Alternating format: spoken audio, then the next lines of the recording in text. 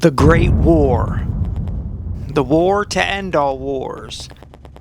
It was one of the deadliest conflicts in human history. It was a mechanized war. The times of great cavalry charges were over. But at the beginning of the war, the infantry was mobile, with large troop movements fighting over open battlefields, trying to defeat the enemy and be home by Christmas. Advances in weaponry forced the men underground to dig and take cover from the artillery barrages and machine gun fire. A British Lewis gun could fire 500 to 600 rounds a minute. A German soldier carrying the Mauser rifle, which held 5 rounds and could fire 15 rounds a minute, meant that it took 40 German infantrymen to compare to just one Lewis gun. The war led to advances in fighting. The first tanks rolled across no man's land. The first fighter pilots battled in the clouds above the trenches. The flamethrower was first used in battle, with horrifying success in clearing the trenches and fortifications. And the first poison gas attack in war. The Hague Convention of 1899 banned the use of gas, and nearly every country involved in World War I had signed. It specifically banned the use of projectiles used to spread asphyxiating or harmful gases. This was ultimately ignored. Every major army engaged in gas warfare in World War I. The French were actually the first to use gas very early in the war. In August of 1914, they used 26mm grenades filled with tear gas. The grenades had little effect since there was such a small amount in the grenades. In October 1914, the Germans this time used tear gas against the British, but again it had very little effect. Xyl bromide, another form of tear gas, was the first large-scale gas used in an attack in January of 1915. The Germans had modified 18,000 artillery shells and used them on Russian troops at the Battle of Bulimov. But due to the frigid weather, most of the gas froze, and it was not as successful as the Germans had hoped. The first successful large-scale gas attack was from Germany on April 22, 1915, using chlorine gas during the Second Battle of Ypres. Chlorine gas causes irritation to the eyes, lung, nose, and throat, making it extremely difficult to breathe. When exposed to chlorine gas for too long, it can cause death by asphyxiation.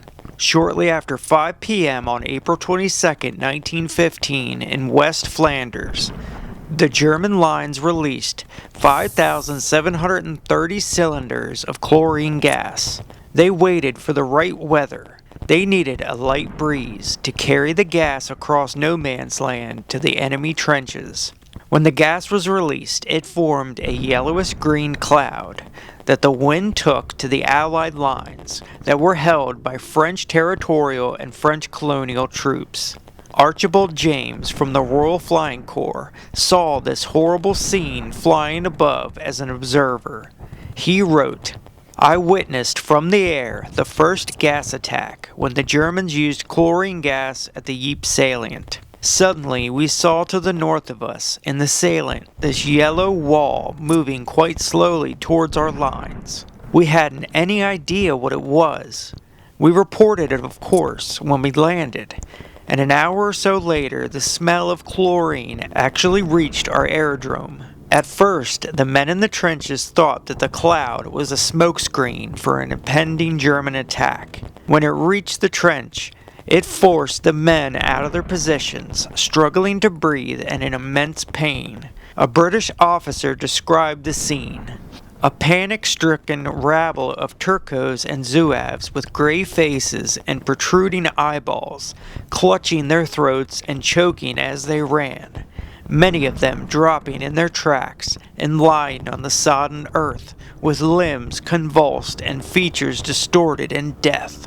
The gas cloud created a 5-mile gap in the Allied line.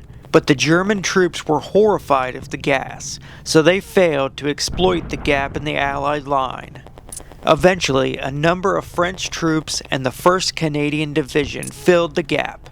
The Allies suffered 2,000 to 3,000 casualties, and 800 to 1,400 men died in the attack. After witnessing the horrifying scene, the men improvised a gas mask by using clothing or any cloth that they had and soaked it in old urine. Not a pleasant thought, but the ammonia from the old urine helped neutralize some of the effects of the gas. After the first successful gas attack, a gas mask was needed to protect the soldiers.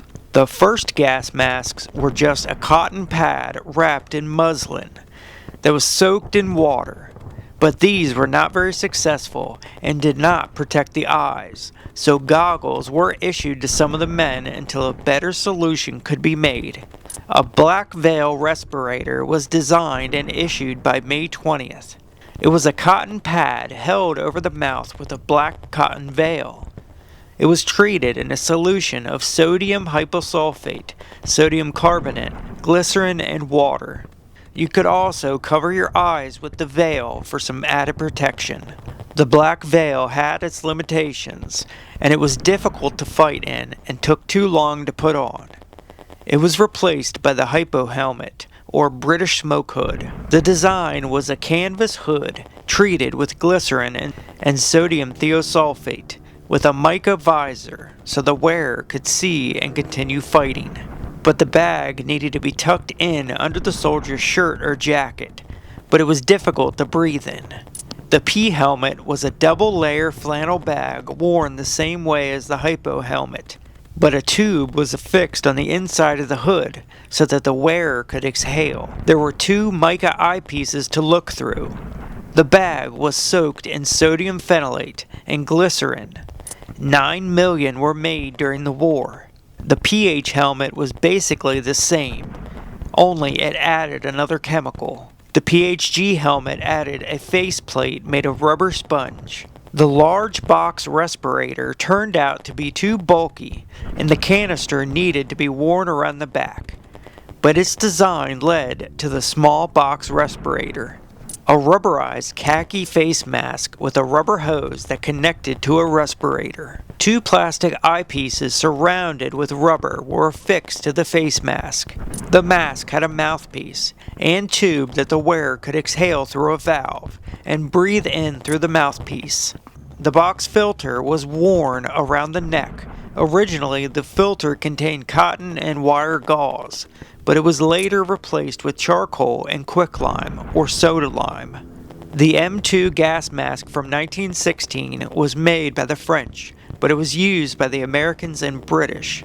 Almost 30 million were made. It was a full face mask made from rubberized plastic with 2 eyepieces. The mask could be worn for long periods of time. The German Leader Schultz mask was a rubberized fabric mask with eyepieces with a separate, replaceable cartridge filter that could be screwed on and changed when needed. It was very advanced for the time. The Allies quickly produced their own gas after the Ypres salient. British Lieutenant General Sir Charles Ferguson described gas. It is a cowardly form of warfare which does not commend itself to me or other English soldiers. We cannot win this war unless we kill or incapacitate more of our enemies than they do us. And if this can only be done by our copying the enemy in his choice of weapons, we must not refuse to do so.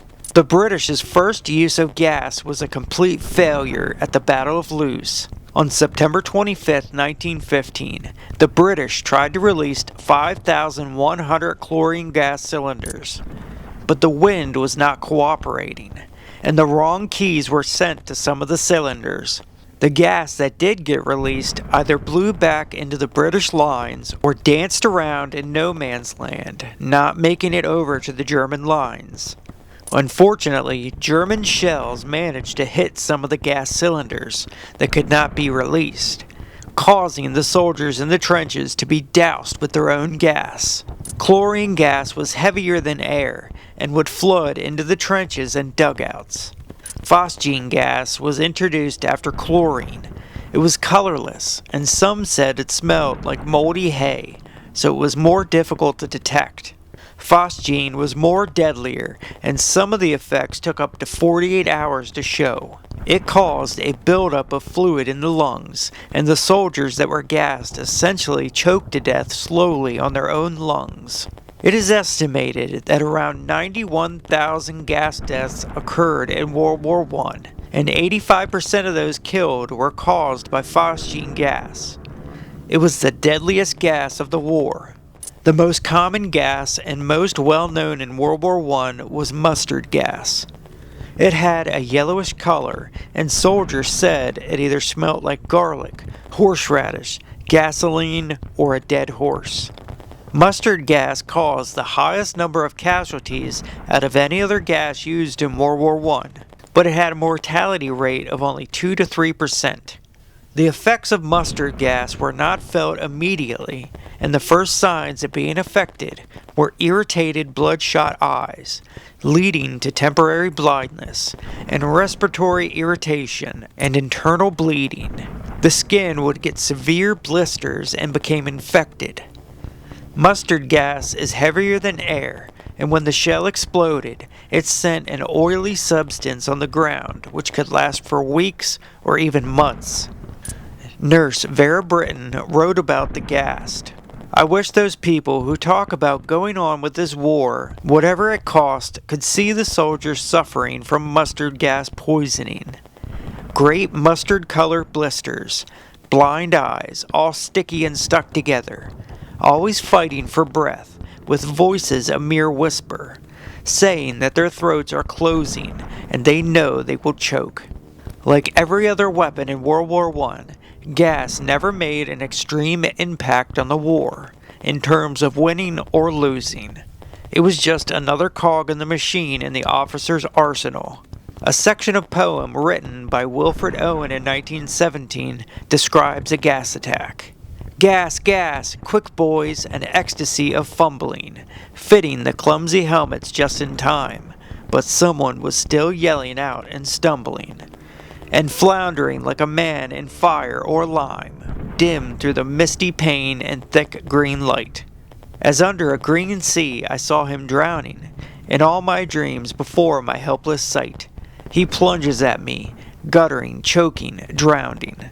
World War I killed a generation of young men from around the world, from America to Japan, Britain to Turkey, Russia to France. Men and women from around the world died in the millions, soldiers and civilians. An estimated 15 to 22 million people lost their lives in World War I. The biggest killer in the war was artillery. It's what forced the men underground, in trenches and dugouts. Gas warfare caused over 1 million casualties in World War I, with an estimated 91,000 deaths. But death from gas was slow and painful, which lasted days or even weeks. American Hervey Allen described gas warfare in the summer of 1918 in his book Toward the Flame. It was remarked as a joke that if somebody yelled gas, everyone in France would put on a mask. Gas shock was just as frequent as shell shock. A nurse described a gassed man. They cannot be bandaged or touched. We cover them with a tent of propped up sheets. Gas burns must be agonizing, because usually the other cases do not complain, even with the worst wounds. But the gas cases are invariably beyond endurance, and they cannot help crying out. Gas wreaked havoc on the troops, and was forever etched in their minds. World War I was the largest scale of gas warfare in human history. It wasn't until 1925 at the Geneva Protocol when gas warfare was prohibited, when 38 countries signed. It prohibited the use of chemical and biological weapons in war, but it did not prohibit the development, production, and possession of chemical weapons. Gas has been used in war in more recent times, Benito Mussolini used mustard gas in Ethiopia during the Second Italo-Ethiopian War. In World War II, the Nazis used gas at concentration camps, and the Japanese used gas in China, and the dreaded Unit 731 used gas for human experiments. In Vietnam, the United States used Agent Orange. They argued it is not a chemical weapon, but a herbicide, and it was used on plants and not personnel. Iraq used chemical weapons on Iran and its Iraqi Kurdish population during the Iran-Iraq War. Iran used them against Iraq in retaliation. Syrian President Bashar al-Assad used chemical weapons against his own people in the Syrian Civil War in 2013. World War I spread death and destruction like no one had ever seen, and its marks still scar the earth to this day. Hopefully, we never experience destruction like that again, and chemical weapons are not used in war. I want to thank you all for watching, folks. I hope you enjoyed this one as much as you could for such a dark subject. We will see you on the next one. Peace.